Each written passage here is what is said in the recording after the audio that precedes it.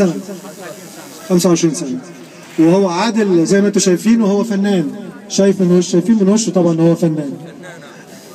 اوكي عادل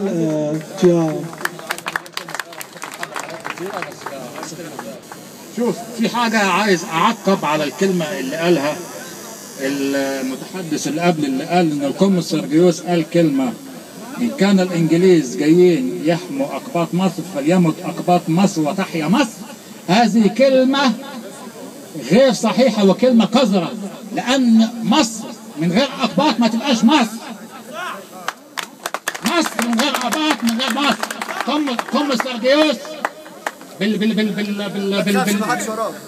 كلمة وجدانية ملهاش معنى، فالبعض بيستخدمها دايما ويقول لك، واتقالت قبل كده أحد الأساقفة المصريين يقول لك إن كان مش عارف إيه أقباط مصر فليمت الأقباط وتحيا مصر. لا، مصر من غير أقباط ما تبقاش مصر.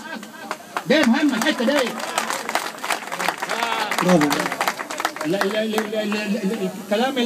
الكلام الشعر ده ما ينفعش، لازم نكون واقعيين. كنت عامل كلام كتير ومن الواضح ان مفيش وقت، فانا هلخص وارجو ان يكون كلامي مفهوم، يعني لان في شويه فلسفه.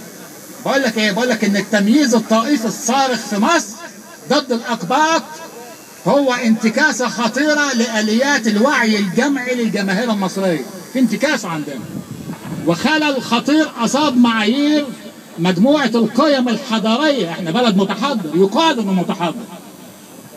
القيم الحضارية الخاصة بحقوق الانسان وحقوق المواطن والتوجه العنصري لمؤسسات الدولة المصرية تجاه الاقباط هو عبث يضرب بشدة ركائز المجتمع، كيان المجتمع المصري كأمة متحضرة. كانت أمة متحضرة.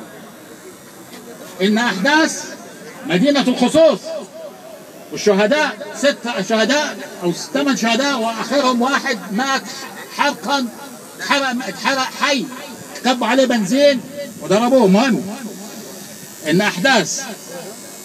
أحداث مدينة الخصوص والهجوم على الكاتدرائية التي تمثلت في حراك جماعي كثيف وهيجان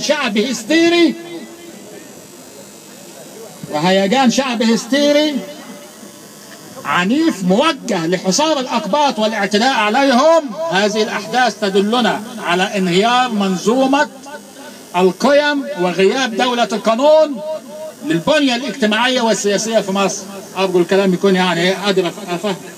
فأنا عايز أقول لك إن انفلات جماعات الإسلام السياسي وتمردهم على منظومة القوانين، وشفناها دي في مهاجمة الدستورية إلى آخره، والمواثيق التي تحكم العلاقة بين المسلمين والأقباط. في مواثيق بتحكم العلاقة بين الأقباط والمسلمين، هم حصل انفلات. وإقدامهم جماعة الإسلام السياسي، إقدامهم على تعبئة الجماهير وحشدهم لإرهاب الأقباط والاعتداء عليهم بشكل علني وسافر. هذا يريد على الفور مدى اهترام مؤسسة الدولة. مفيش دولة في مصر. وغياب عوامل الردع الأخلاقي والحضاري للحس الجماعي المصري على مدى 40 سنة. الحس الجماعي، الوجدان الجماعي، الوجدان الجماعي والوجدان والضمير الجماعي المصري اللي شكلوا جماعة الإخوان على مدى 40 سنة. مش النهارده جايين، ده بقالهم 40 سنة بالفعل. ويرينا أيضا إلى مدى اخترقت جماعات الإسلام السياسي الوهابي العنصري لكافة أجهزة الدولة وأغلب مؤسسات المجتمع المدني في مصر، وأصبح لهم مناصرين حتى داخل طبقة المفكرين المصريين. طبقة النخبة المصرية مدانة. إن مؤسسات الدولة المصرية شاركت عن عمد وفق مخطط خبيث في صنع الشرخ الخطير الذي أصاب وجدان الأمة المصرية وتعميق روح الكراهية والعداء تجاه أقباط مصر، وذلك عبر وسائل إعلام رسمي خبيث عنصري ونظام تعليمي يبث روح الفرقة بين أبناء الوطن، وتهميش كامل لأقباط مصر من كل مراكز صنع القرار. ممارسات عنصرية معلنة ضد الأقباط لا تخفى على أحد في محاولات مستميتة لإذلال الأقباط وتشويه بنيتهم النفسية. ممارسات تصل إلى حد جرائم ضد الإنسانية لا تسقط بالتقادم، ويلاحق مرتكبوها من قبل محاكم العدل الدولية. ان حقوق الاقباط وسلامه الشعب القبطي المسيحي، وعايز اقول سلامه الشعب المصري الحر بمسلميه ومسيحيه، هي الان امانه في عنق وضمير المجتمع الدولي الحر. في كلمه بقى عايز اقول الطلبات المطلوب معلش كل ده اختصرته في ست طلبات. المطالب بتاعت الآباط في الوقت الحاضر: نائب أول لرئيس الجمهورية له صلاحات كاملة، حق تقرير المصير مع الحفاظ على وحدة التراب المصري، وزير قبطي في إحدى الوزارات السيادية، خارجية أو دفاع أو داخلية، لازم يكون في واحد قبطي.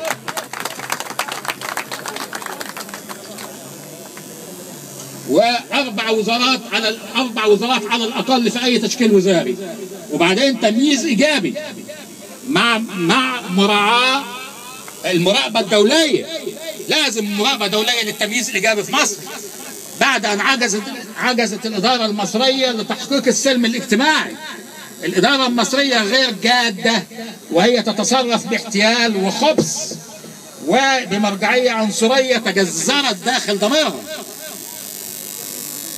بعدين عايزين مشاركة، الآباط لازم يكون لهم مشاركة فعلية في جميع مراكز صنع القرار.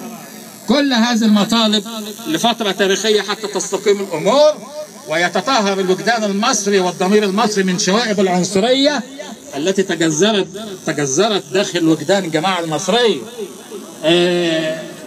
وأشكركم على حضوركم، وأرجو أن يكون كلامي مفهوم. ميرسي يا عادل، ميرسي، ألف شكر. أرجع تاني لكلمة القم السربيوس بأنه يقول فليمت الأقباط وتحيا مصر. دي كلمة ندوسها برجلينا، كلمة غلط. لو مات الأقباط مفيش مصر. ميرسي.